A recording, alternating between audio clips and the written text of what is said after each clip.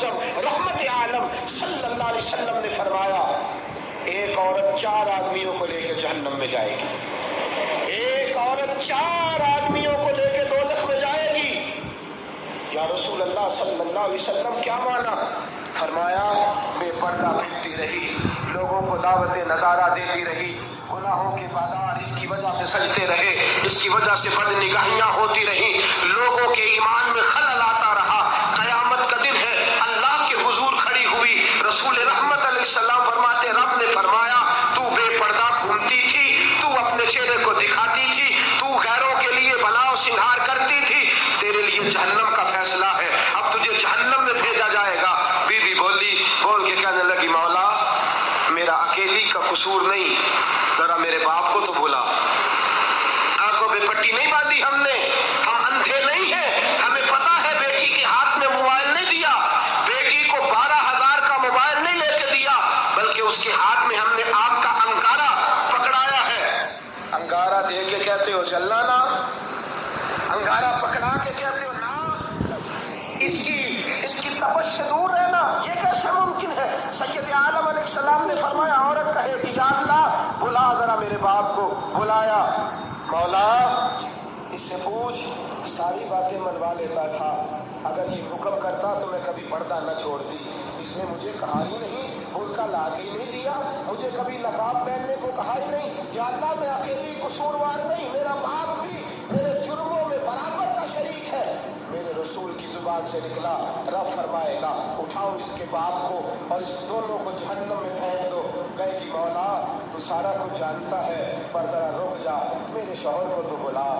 अगर हंडिया में नमक ज्यादा हो गया तो इसके तेवर बिगड़ गए, अगर जरा कपड़े वक्त पे इस्त्री न हुए इसने छिड़क दिया, जूते पालिश ना हुए तो लेके भेज दिया, और मैं बेपर्दा फिरती रही, कभी तवज्जो ही नहीं दी। बुला मेरे शौहर को, पूरा कसूरवार है ये मेरे गुनाहों में। मेरे रसूल फरमाते हैं, रब फरमाएगा, उठाओ इसको और इसके शौहर को और इसके बाप को, तीनों को दोज़ख में डाल दो।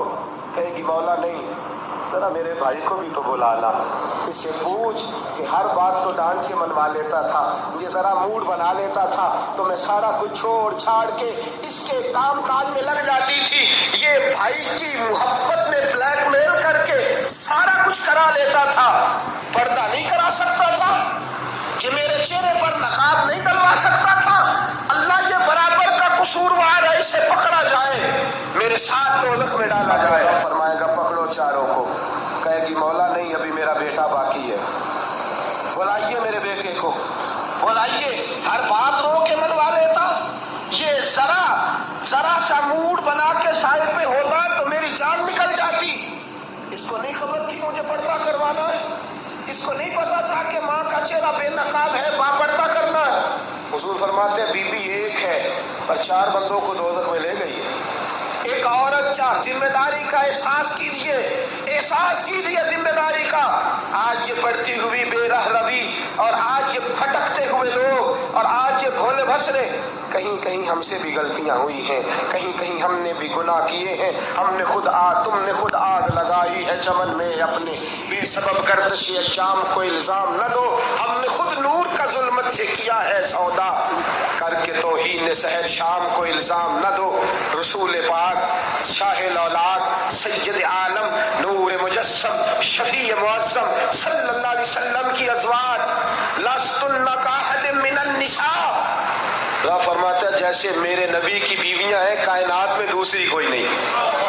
जो कायनात की सबसे आला औरतें थी वो मैंने अपने नबी की ज़ौजियत में दी हैं, जो सबसे पाकीज़ा थी, जो सबसे अच्छी थी, जो सबसे खैर वाली बीवियां थी, वो मेरे रसूल के हर में अतहर में आई हैं।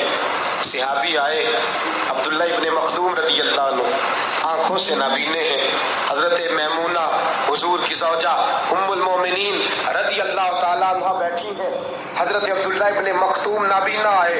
तवज्जो है आपकी, जाग रहे हैं आप? ये तिरमिज़ी की हदीस है, तिरमिज़ी की, और इस एक हदीस का पस मंजर समझ जाए तो सारा मजमून समझ में आ गया। रसूल करीम सल्लल्लाहु ताला अलैहि वसल्लम ने फरमाया, हजरत अब्दुल्ला इब्ने मखदूम आए, फरमाया मैमूना पर्दा करो। پردے کا مفہوم سمجھیے گا. میمونہ یا رسول اللہ کس سے کروں، وہ تو نابینا ہے. میمونہ پردہ کرو. آقا کس سے کروں، وہ تو نابینا ہے. حضور نے فرمایا وہ نابینا ہے، تمہیں تو نظر آ رہا ہے نا. بیٹیوں پردہ یہ نہیں کہ کوئی تمہاری طرف نہ دیکھے، بلکہ پردہ یہ ہے کہ تم بھی کسی کی طرف نہ دیکھنا. پردہ خالی یہ نہیں کہ مرد عورت کی جانب نہ دیکھے، یہ بھی پردہ ہے کہ عورت بھی مرد کی جانب نہ دیکھے. مسجد نبوی ہے، مدینے کا شہر ہے، نور برس رہا ہے، رسول پاک برکات لوٹا رہے ہیں، صحابہ کا مجمع ہے. آج پتہ نہیں عجیب سی مسکراہٹ ہے، چہرہ حضور کا کھل اٹھا. توجہ ہے آپ کی؟ کیا عجیب لمحہ ہوگا. ایک سمت علی، ایک سمت عمر، صدیق ادھر، عثمان ادھر. ان جگمگ جگمگ تاروں میں مہتاب کا عالم کیا ہوگا. ان جگمگ جگمگ تاروں میں مہتاب کا عالم کیا ہوگا. اور بن دیکھے فدا ہے ہر کوئی، دیدار کا عالم کیا ہوگا. بن دیکھے فدا ہے ہر کوئی، دیدار کا عالم کیا ہوگا. چاہے تو اشاروں سے اپنے کایا ہی پلٹ دے دنیا کی. یہ حال ہے خدمت گاروں کا، سرکار کا عالم کیا. نبی کریم بیٹھے ہیں صحابہ میں.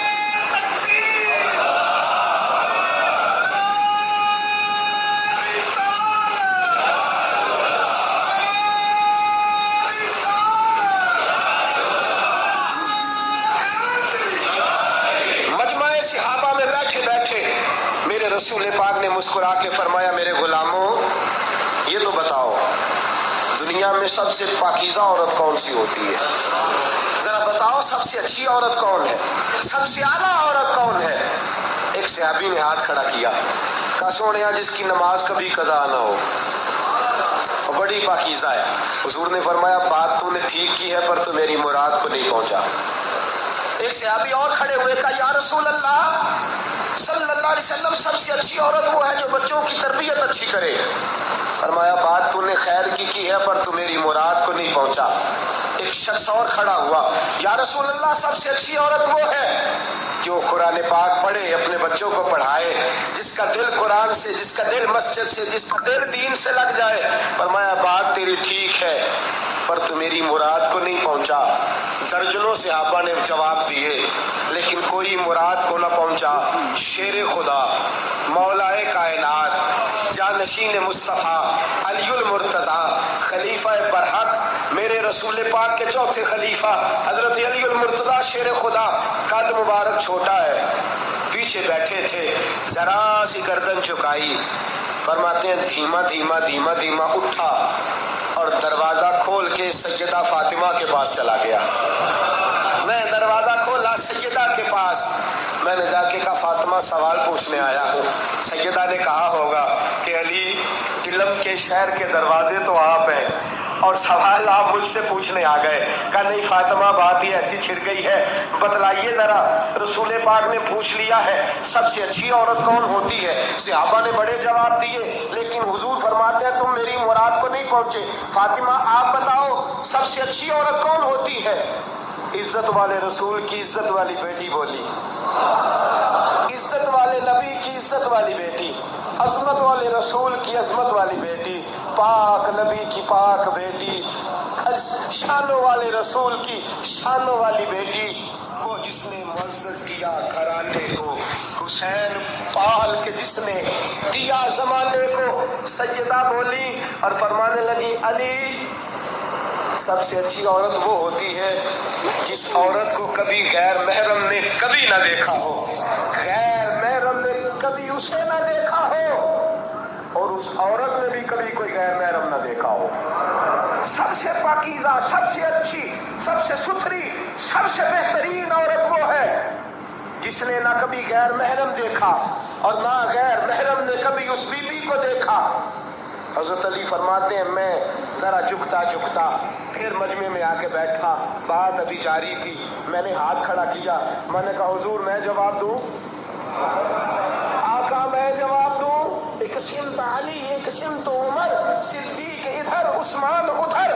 ان جگمگ جگمگ تاروں میں مہتاب کا عالم کیا ہوگا. آقا میں جواب سونے سب سے اچھی عورت وہ ہوتی ہے جس کو کبھی غیر محرم نے نہ دیکھا ہو، حضور اس کے چہرے کا پردہ ہو اور آقا پھر اس کی آنکھ کا بھی پردہ ہو، اس نے بھی کبھی غیر محرم نہ دیکھا ہو۔ جواب کس نے دیا؟ حضرت علی نے۔ شاباش ملنی چاہیے تھی حضرت علی کو۔ حضور مسکرائے اور فرمایا میں سچ نہیں کہتا، فاطمہ تو بدعۃ منی، فاطمہ واقعی میرے جگر کا ٹکڑا ہے۔ فرمایا میں سچ نہیں کہتا۔ جناب علی فرماتے میں نے آگے دیکھا، پیچھے دیکھا، دائیں دیکھا، بائیں دیکھا، میں نے کہا جواب تو میں نے دیا ہے، پر شاباش فاطمہ کو مل گئی ہے۔ خیال آیا مسلمان نیک و بد پہچان جاتے ہیں، محمد آدمی کے دل کی باتیں جان جاتے ہیں صلی اللہ تعالی علیہ وسلم۔ پاکیزہ ہے وہ خاتون جو صرف چہرے پہ نقاب نہیں ڈالتی، آنکھیں بھی جھکا کے رکھتی ہے، جو نظریں بھی جھکا کے رکھتی ہے، جس نے اپنی آنکھوں کو شرم و حیا کا پیکر بنا